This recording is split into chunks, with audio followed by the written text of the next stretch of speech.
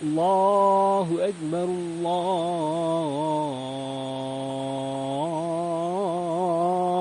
अकबर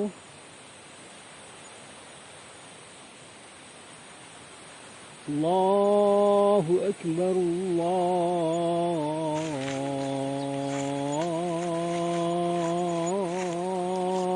अकबर।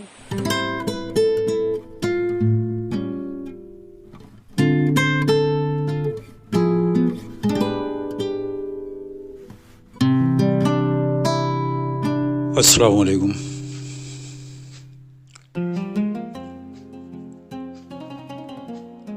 चलिए आज छत्तीसगढ़ रियासत की सैकड़ों साल पुरानी मस्जिद और तकरीबन उतनी ही पुरानी ईदगाह की ज़ियारत के लिए चलते हैं नाजरीन। छत्तीसगढ़ रियासत के पिनकापार नामी इस गांव की पुरानी मस्जिद और ईदगाह की ज़ियारत कराने का हमारा मकसद न सिर्फ कौम की हालत जार से आपको रूबरू कराना है, बल्कि कौम के तई खुद को और आपको अपनी और आपकी जिम्मेदारी का एहसास कराना भी है। मस्जिद और ईदगाह का नज़ारा करने के अलावा थोड़ी देर के लिए हम आपको गांव के कब्रिस्तान की ओर भी ले चलेंगे। कब्रिस्तान महज ये दिखाने के लिए कि गुर्बत में दिन काटने वाले कौम के कुछ लोगों की दुश्वारियाँ जिंदगी के बाद भी उनके साथ लगी रहती है। कब्रिस्तान से लौटते हुए रास्ते में एक जगह रुककर हम सड़क के किनारे मौजूद 3 नामालूम औलियाए कराम की मज़ार पर सलातो सलाम का नजराना पेश करेंगे और यहाँ से हम अपना रुख वापसी की बजाय राजनांदगांव की ओर कर लेंगे। राजनांदगांव का इसलिए क्योंकि जब यहाँ तक आ ही गए हैं तो राजनांदगांव से आगे इंदामारा गांव में हाल ही में वजूद में आई रियासत की सबसे खूबसूरत मस्जिद अजीज़ की ज़ियारत भी करते चलें।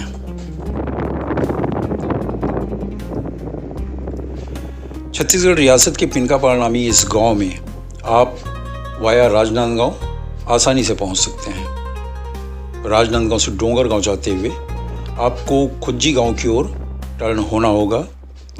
रसीले आमों के लिए मशहूर इस गांव यानी खुज्जी से बमुश्किल 4-5 किलोमीटर का फासला तय करते ही आप पिनकापार पहुंच जाएंगे। गांव वालों के मुताबिक किसी ज़माने में यहाँ कसीर तादाद में मुसलमान आबाद थे। मुहर्रम गांव का सबसे बड़ा त्यौहार था जिसे गांव की हिंदू बिरादरी के लोग भी पूरे जोशो खरोश से मनाते थे। हिंदू मुसलमान के बीच भाईचारे का नाता था। हालांकि बाद के दिनों में मुहर्रम का दायरा सिमटकर मुसलमानों तक ही महदूद रह गया और वक्त गुजरने के साथ ही गांव वालों ने भी मुहर्रम मनाना तर्क कर मुहर्रम की सारी अलामतों को मस्जिद के करीब ही दफन कर दिया।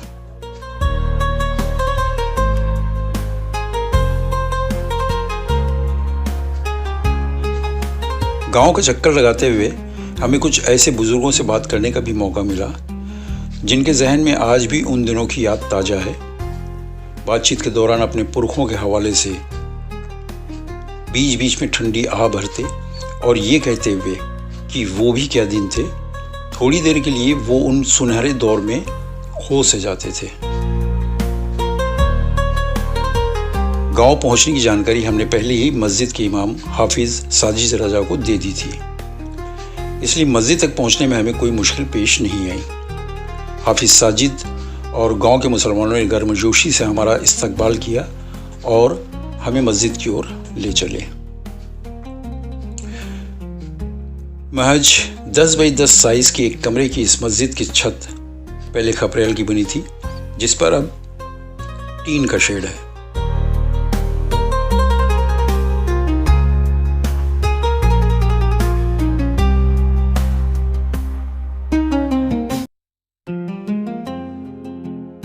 सामने एक छोटी पर्ची है जहां एक कूलर, माइक और मस्जिद की ज़रूरत का दीगर सामान करीने से रखा मिला। बाहर छोटी सी मीनार पर लाउड स्पीकर भी लगा नजर आया हमें। ये पूछे जाने पर कि मस्जिद कितनी पुरानी है, हमें कोई माकूल जवाब नहीं मिल सका। कुछ ने इसे 500 साल पुरानी बताया तो कुछ ने 700-800 साल पुरानी।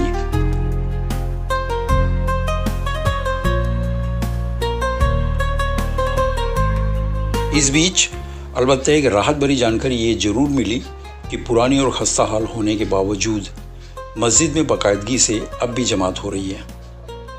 हालांकि मस्जिद में कोई मुअज्जिन नहीं है तो भी पांचों वक्त गांव में अजान की आवाज़ गूंजती है। आसपास रहने वाले नमाजियों में से कोई नमाजी आकर वक्त पर अजान दे जाता है, जिसके बाद बाकायदा जमात भी होती है। हालांकि जमात के नाम पर हाफिज साजिद रजा के पीछे इक्के दुक्के लोग ही नजर आते हैं। हाफिज साजिद रजा के मुताबिक मस्जिद का अब कोई भी पुरसाने हाल नहीं है। राजनांदगांव, बालोद और दुर्ग जिले के कुछ होशमंद लोग कभी आकर मस्जिद देख जाते हैं और लौटते हुए मस्जिद के लिए कुछ करने का भरोसा भी दिला जाते हैं, लेकिन फिर वो लौटकर नहीं आते। मुसलमानों की आबादी मस्जिद के आसपास ही सिमटी हुई है। चंद कच्चे पक्के घरों में रहने वाले यहाँ के लोग बकरी पालकर या फेरी लगाकर अपनी ज़िंदगी बसर कर रहे हैं। उन्हें इस बात का फ़ख्र तो है कि उनके गांव में तारीख़ी मस्जिद है, लेकिन इस बात का अफसोस भी कि कोई उसकी सुध नहीं ले रहा है। उनका कहना है कि मस्जिद की तारीख़ी अहमियत को देखते हुए मस्जिद का रेनोवेशन कराया जाना चाहिए ताकि गांव के लोगों को रोजगार मुहैया हो सके।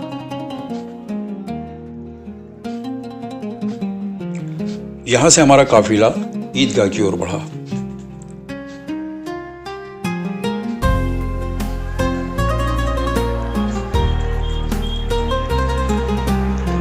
मस्जिद से थोड़ी ही दूरी पर मौजूद ईदगाह भी तकरीबन उतनी ही पुरानी है और देख रेख ना होने के सबब पूरी तरह खस्ता हो चुकी है। मस्जिद की तो फिर भी देख रेख हो रही है, लेकिन ईदगाह का कोई पुरसाने हाल नहीं है। 3 तरफ की इसकी बाउंड्री वॉल ढह गई है। अब उसकी जगह महज नींव के पत्थर दिखाई देते हैं। मिंबर की ओर वाली इकलौती दीवार का भी जगह जगह से प्लास्टर उखड़ गया है और मुंडेर पर जंगली झाड़ियां उगाई है। गांव के एक बुजुर्ग ने ईदगाह और मस्जिद के मिंबर को एक सा बताते हुए कहा कि दोनों की तामीर तकरीबन एक साथ ही हुई है। उन्होंने कहा कि अब यहाँ ईदाइन की नमाज भी नहीं होती, ना कोई इस ओर भटकता है। अलबत्ता गांव के बच्चे यहाँ धमाचौकड़ी मचाने जरूर पहुंच जाते हैं।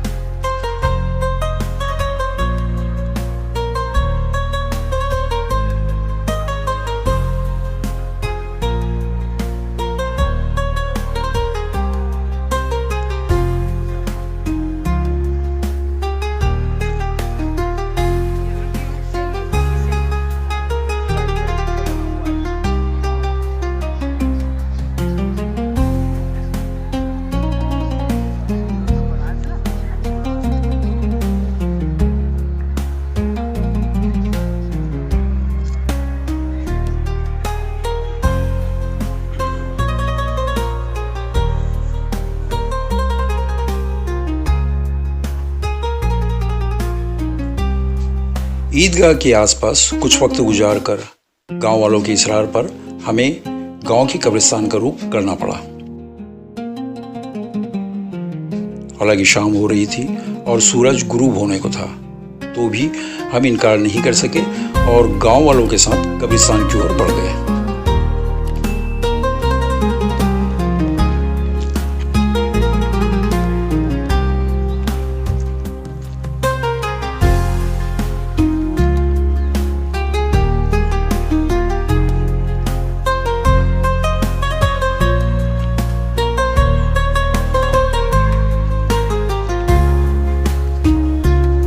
चलते हुए रास्ते में गांव के बुजुर्गों ने कहा, कब्रिस्तान दिखाने का हमारा मकसद ये बताना है कि ना जीते जी कोई हमारा पुरसाने हाल है और ना मरने के बाद। और वाकई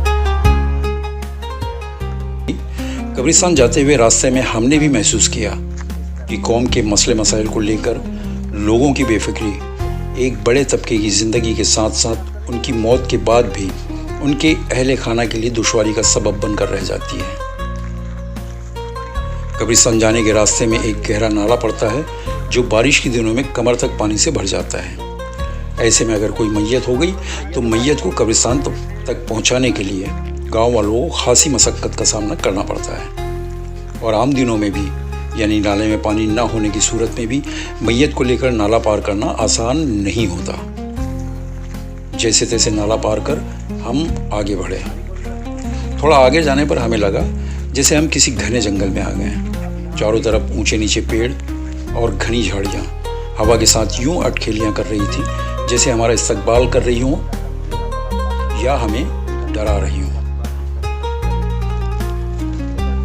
हमारे गांव में किसी मैयत हो जाती है तो हम इस स्थिति में लाते हैं मैयत को, और आप देख ही सकते हो कि यहाँ किस तरफ चलना मुश्किल है, लेकिन हम लोग इसमें मैयत लेके आते हैं। और ये पूरा नदी से घिरा हुआ है, और बारिश के दिनों में यहाँ पूरा पानी भरी रहती है। तो अगर किसी के बारिश के दिनों में मैयत हो जाएगी तो मैयत को कब्रिस्तान तक लाने में बहुत परेशानी होती है, बहुत ज़्यादा मुश्किल पैदा हो जाएगी, और मैयत हो पाना मुश्किल हो जाएगा इसमें। आप देख ही सकते हो बहुत ज़्यादा मुश्किल का सामना करना पड़ता है किसी मैयत को लाने के लिए यहाँ। और ये बताते जाओ, पिनका पार कब्रिस्तान की रास्ता है ये। हाँ, पिनका पार के कब्रिस्तान का रास्ता है ये, जहाँ चलने मुश्किल है, लेकिन हम लोग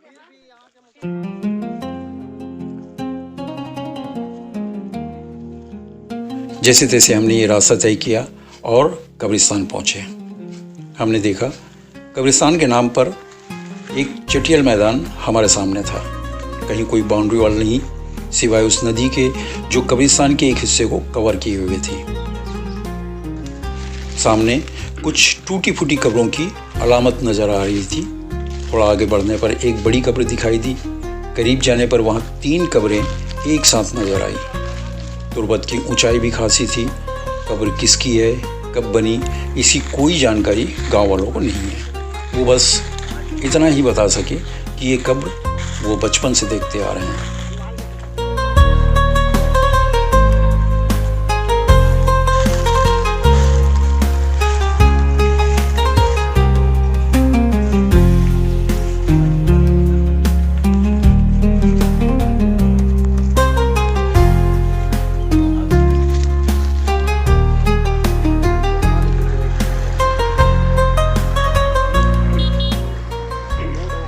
वापसी पर हमने सड़क के किनारे मौजूद औलियाए कराम की मज़ारात पर सलातो सलाम का नजराना पेश किया। गांव वालों को इन मज़ारात के बारे में भी कोई जानकारी नहीं है, सिवाय इसके कि बीच वाली मज़ार हज़रत जमालुद्दीन शेख रहमतुल्लाह अलैह की है। ये जानकारी भी उन्हें काफ़ी पहले गांव में आए किसी बुजुर्ग ने दी थी, जिसके बाद कुछ होशमंद लोगों ने हजरत के नाम वाला बोर्ड वहाँ नस्ब करा दिया। बाकी 2 मज़ारात किसकी है, इसकी जानकारी किसी को नहीं है। यहाँ कोई उर्स नहीं होता, ना कोई यहाँ आता है।